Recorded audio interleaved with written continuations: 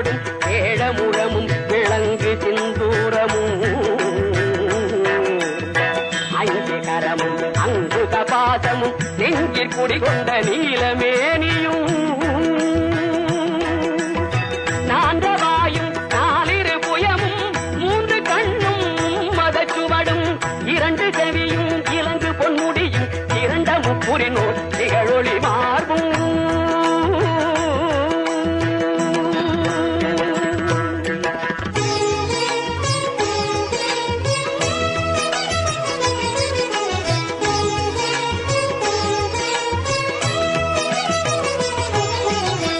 பதம் கடந்த துரி